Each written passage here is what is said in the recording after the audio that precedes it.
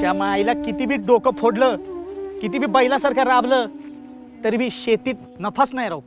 इतकी कंपन्यांकडून बिया बियाणे घेतली, त्याच्यावर फवारणी मारली, औषधं मारली, पण शेतीत साला सगळं दिवाळच निघतंय. अगदी बरोबर बोललास बघ. अरे ह्या विदेशी कंपन्यांच्या लय आहारी गेलोय आपण. बीटी, HTBT, GM ह्या बियाणांचा वापर करून परावलंबी झालोय आणि अगदी फसलोय आपण. अरे मक्याच बघा ना, आता मका पेरला आणि उगवला की लगेच कीड लागते त्याला. मग त्याच्यावर फवारा करा मग दुसऱ्या इशारे औषधांचा. अरे मग त्याच्यासोबत जनावरं, माणसं सगळ्यांचा जीव धोक्यात. तुम्हाला एक सांगू का, काही महिन्यांपूर्वी मी आज देशी बियाण्यांबद्दल ऐकलं. देशी बियाणी म्हणजे एकदम प्रतिरोधक, पर्यावरणपूरक आणि निरोगी. हा, माझ्या वडिलांनी बी हेच सांगितलं होतं. देशी बियाणं हेच खरं सोनं आहे, कारण एकदम नैसर्गिक असते आणि इथल्या मातीतलं असल्यानं इथल्या हवामानाशी बी जुळून घेतंय. परिणामी उत्पादन चांगलं मिळतंय. अरे ही देशी बियाणं रोग, बुरशी आणि कीटकांपासून जास्त प्रतिकारक्षम असतात. रासायनिक खतं, औषधं याचा खर्च कमी होतो. पर्यायानं काय होतंय, नफा वाढतो.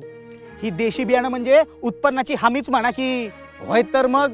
अरे आपली पारंपरिक शेती पद्धती म्हणजे कसली भारी होती. अरे बी बियाणं विकत घ्यायची वेळच आली नाही कधी. अरे मागच्या वर्षीच बी बियाणं पेरलेलं पुढच्या वर्षी तसंच शेतात ठेवून द्यायचं आपण. अरे आत्ता सुधीक आपण पारंपरिक शेती करू शकतोय. आपलं सरकार देशी बियाणांचा प्रचार करतंय. सौ राहीबाई पोपेरे यांच्यासारख्या महिला आपल्या शेतकऱ्यांसाठी काम करतायत. अरे 2023 वर्ष हे आंतरराष्ट्रीय मिलेट वर्ष म्हणून साजरं केलं गेलंय. मिलेट? अरे मिलेट म्हणजे तृणधान्य. ज्वारी, बाजरी, गहू, नाचणी यांच्यासारखं. आता वेळ आली आहे. अरे किती वर्ष आपण या परकीय कंपन्यांवर अवलंबून राहणार.